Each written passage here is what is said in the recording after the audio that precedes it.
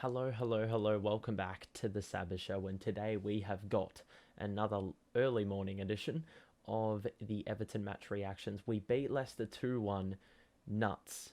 Absolutely nuts. We're out of the relegation zone. We have a game in hand on Burnley and Leeds, who now are a point below us. Where do I start with this? Another very resilient performance by this team. It looked like we were going to succumb to the pressure, as it's been the case a number of times this year, but it was a little bit of a different story. We see the first goal, Mykolenko with a fucking ridiculous shot from outside the box that goes in. Then an absolute calamity of an error between Yerry Mina and Coleman. Then Mina goes down, arguably our best defender, and Michael Keane, who's been shaky all year, comes in, puts in a one hell of a shift, and then Mason Holgate comes out and scores from a bit of jamminess. Let's be honest about that. He just was in the right place at the right time, was able to score it. So we are now out of relegation. We're able to hold off thanks to Jordan Pickford. I haven't done man of the matches for ages, but Jordan Pickford is a clear standout for me. Same time as last game where he put on some amazing saves. He did it again in this game against Leicester. I don't even understand how he does it. There was one shot from outside the box. Mendy, full stretch, gets it away. Another shot, needed his reflexes to be on point off a Harvey Barnes shot, and he was able to dig it out. And then the last one, I don't remember which one it was. I think it was off Jamie Vardy or something, but he single-handedly has saved a number of goals in the last two games, which could have been the difference maker between whether we got these 6 points or not. Honestly, I think he's really shining now. He's showing his value. A lot of people have bagged him in the last couple of years, but he is just showing what he's made of. And he's coming to life at the exact time of the year that we need him to. But he's just been exceptional. Obviously we only considered the one goal, but we clearly showed defensive vulnerability as usual. There are, a number of occasions which Jordan Pickford had to save us and bail us out. Just the fact that they missed the shots, didn't have enough class, that bailed us out. A number of things bailed us out. So consider ourselves lucky. That first goal should never have been considered to start with. It was some loopy ball, 2-on-1.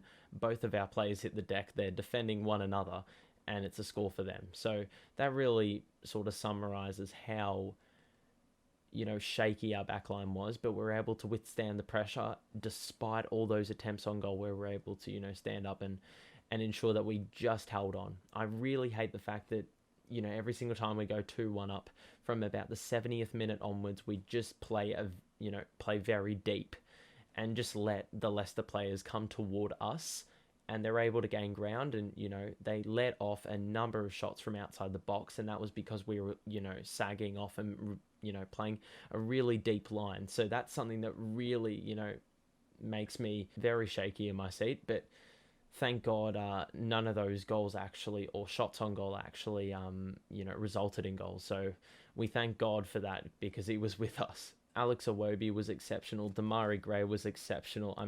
The list goes on.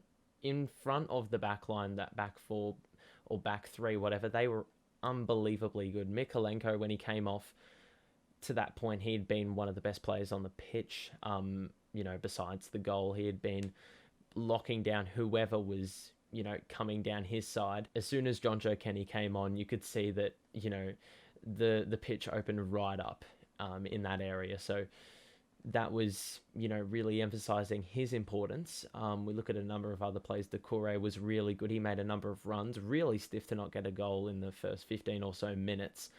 That was a really frantic 10 minutes, just to quickly touch on. There was probably about 6 chances between the two sides. It could have easily resulted in more than 2 goals. Yeah, that shot on goal by Doucouré, 30 seconds later, results in a 1-1. So it could have easily gone either way, but luckily we were not, the victim of really bad fortune. I think we put it into perspective. First win in 8 months, hadn't won since Brighton away, second game of the season. Away crowd, prior, the players leaving the training ground to go to Leicester, the fans that rocked up to the stadium, full props to them.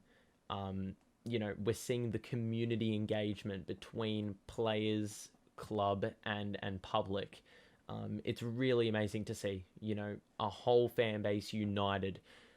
It's taken us getting into the relegation fight for this to happen, but if this isn't the case next year, which we hope it isn't, the passion, the motivation, it all should remain the same. There should be no slacking off. There should be no dying down of this passion, because it's been unbelievable to see just people go nuts left, right, and centre at home.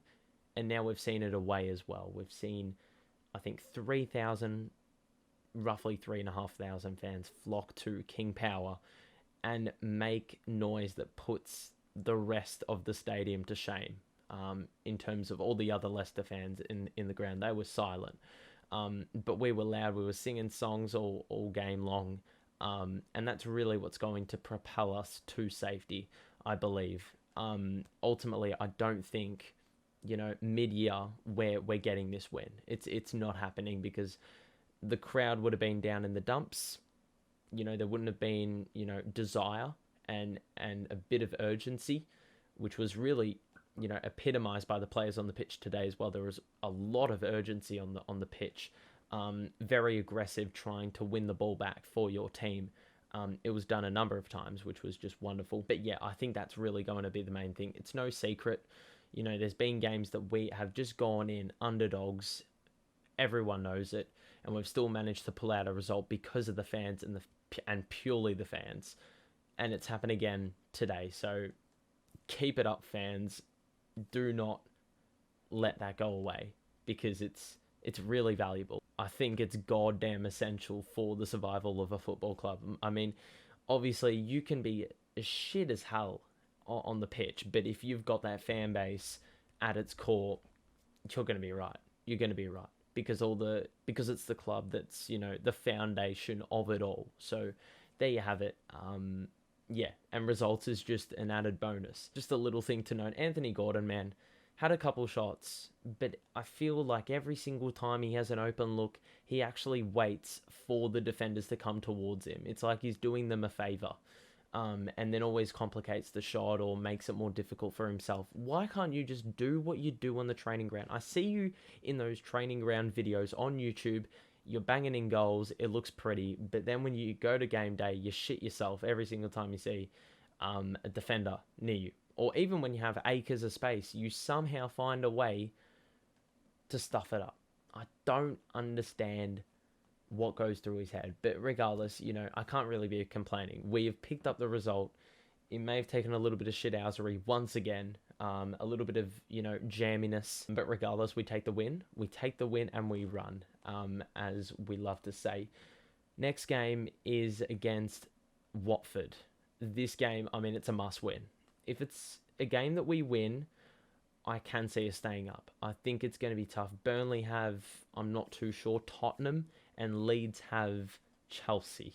So it really plays into our favour here. We are in charge of our destiny. We need to win this game. If we win the game, I can see us staying up, given the other two sides below us will have only 2 games to make up the 4 points. So let's hope that is the case. As I said, you get some good away support at Vicarage Road, and it's done. It's done. Watford have been a terrible team at home. So I just believe that the Everton fan base is going to roar for the full 90 minutes. The players are going to get behind that, and it's going to fuel their performance, and they're going to get the dub. I can just see it. No matter what injuries we have, no matter what, barriers we have to overcome, I can see us winning that game and picking up the 3 points. Here's hoping.